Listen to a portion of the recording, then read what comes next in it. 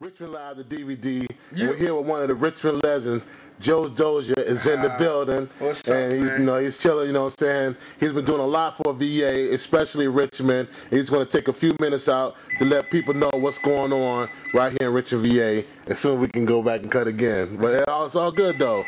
I want to keep it rolling, and I can just edit that shit out later. Okay, all right, okay. You know what I'm saying? When somebody answers the damn phone. Yeah. So there we go. We're going to leave it in because that's how it really is. We can talk about the phone keeps clicking because that's one of the bangers from the album. Yeah. All right, so now we got Jo Doja today.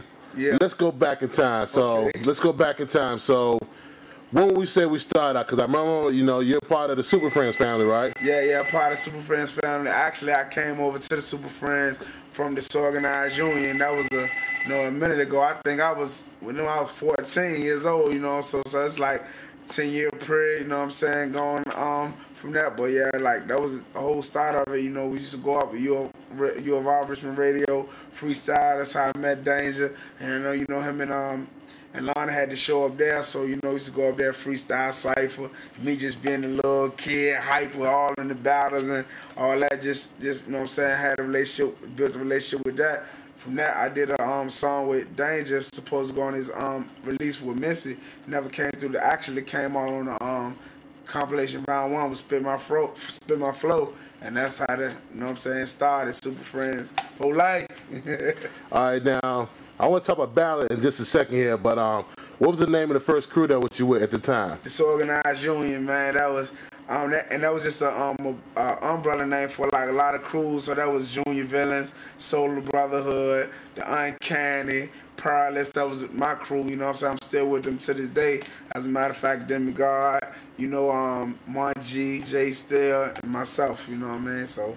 Yeah, man, still doing it. Word. So, and you guys actually put out a record as Disorganized, right? Yeah, we put out an underground album. They never really, serviced to like, to the stores or anything. But that was some of the best, best times I had for just doing it for the love of the music. Word. Now I remember when the first Super Friends single came out, and then there was a freestyle on there that was probably about 15 minutes long. And it was broken up into 2 parts. It was a freestyle. I think everybody in the crew got a chance to spit about 16 bars, right? Yeah. Where I remember that. I remember that. Yeah. So before we go too much far about the next project, I want to go back to Ballad because that was around the time that I met you. Because I heard about this kid named Jo Doja who was nice on the mic, and I remember the first time I saw you was the Blaze battle at VCU, I believe. Yeah. And I remember you battled this kid. He came out. He kind of bagged on you because you was the big dude.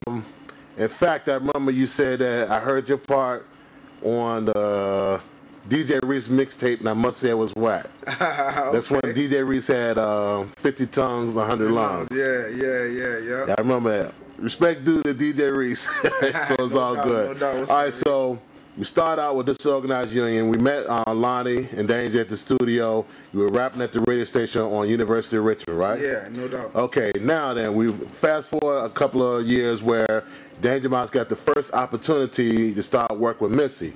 So at that point, when we started work with Missy, how did you fit into that picture? He was just doing his album, and he reached out for me for just a feature on his album. And like I said, whatever the song never came to pass as far as with his album with that situation. So we took the song and put it on the compilation, the Super Friends the 804 compilation. Yeah, the first compilation, and that was all of us. That was Lonnie, Lil Rock from Disorganized Union, Sean P from Disorganized Union, Sean Chappelle, Dwayne Folks, Skills, Lonnie, myself, and Danger. All us came together, and put out the compilation record, and that's where Caddyman came from, the birth of Lag Boy, Right, so we'll talk about that in a second, and not taking off of you, but I remember at that point, I remember talking to Danger Mouse, who was pretty upset at the time because Missy liked what he was doing, but her people, or I don't know if it was so much her, but they didn't feel it was street enough at the time. Yeah. So that was one of the things that kind of got shelved at the time. And when Danger made the next album, he kind of let people know how he felt. Yeah. So you know, it's all good. Situations, you know, things is going on in the industry. You know, you can't really stop it. It is what it is. Just continue to keep moving your legs. It's all good. So still, you know, shout out to the whole 757, Missy Elliott. You know, so everything is all good. Things happen for a reason. Now, out of that, the Caddy Man. Okay, like Caddy Man came about. Like I said, we had this song called Whatever Doja Wants. That actually ended up on the Marlon soundtrack to come later. But we just had that song. We didn't really know how to market it because we thought it was just gonna be a big crazy record, you know. So we just did Caddy Man as a test song just to put it out there to get a buzz and get my name out there, and it just took when it just grew legs and did what it did on its own. It's just like we just and never expected to do that. So when the people just was loving the song, so you know it became what now some people say is a Richmond classic. Thank y'all for that. You know. Word. So just to clarify, because I was the one that got you kind of stumped on that. The song was called Lack Boy. But you're known as the Caddy Man, right? The song is called Caddy Man, but in the hook it'd be like Lack Boy, I want a Cadillac boy, Lack Boy. Okay. The name of the song is Caddy Man, yeah. All right, you got me, you know, you checked me. So everything is good. Yeah, so it's really good. Everything is good. So at that point in time, you know, I heard the rumors that you guys were going to try to go to the Cadillac dealership and see if they would get behind the song. Yeah. But, you know, I thought it made perfect sense. I mean, it was a song, it was hot, you know, won't know cursing it that I can remember. Yeah. You know, it was all on the radio. Yeah. You know, so everything was good. So did you guys ever get a Cadillac or? I mean, I don't. If I can remember back, cause that was like years ago. I think we did try, and nothing just never happened with it. You know what I'm saying? Something fell through. I don't know if we reached the right people we needed to reach, far as in their marketing department. So you know, it just fell through. All right, now then. Now, once again, to the people that's here in Richmond, you know, a lot of people in Richmond think that just because you hear a little buzz in Richmond, you know, that's about it.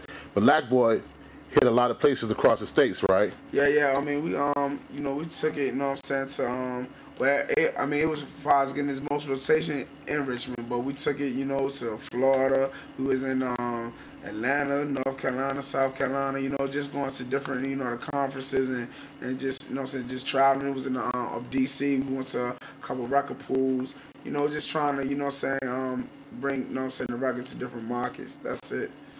All right, now, as a result, Caddy Man, that was something that helped you get a deal with Priority? Yeah, because I had the success of it and so much spins it was getting, you know, gone that March, you know what I'm saying, had to deal with Priority Records, and I was, you know, we signed a deal with them, and that's how what's the worst that could happen soundtrack, that's how I got the songs on the soundtrack, yeah. All right, so that was the move with Martin Lawrence, right? Yeah, Martin Lawrence, Danny DeVito,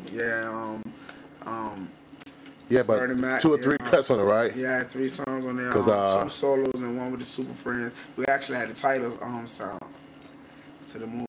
Yeah. And I remember one of the tracks that stood out because I heard it in advance, and that was only, and I don't think you even knew that, but you know, Danger let me hear just about 10 seconds of it cut off and said, yo man, can't let this get out. Can't let this get out. But you had a joint on there where it was Hit the Road, Joe, right? Yeah, Hit the Road, Joe. Yeah. Don't you come back. All right, and then there was another joint that had what's that? The Shark movie. Oh, the Jaws. That was had the Jaws theme in it. The songs was in there was the Hit the Road, Joe, Whatever Doja Wants, and then the title song for the movie, What's the Worst That Could Happen? That was with me, Lonnie, and Skills. All right, so now then, Jo Doja, kid from Richmond, VA. Yeah. All of a sudden, hot single, burning up across the states. Priority gets the attention. They put the song on a hot movie. Yeah. It's on a hot soundtrack. Yeah. And all of a sudden, the label folded. Yeah. Damn.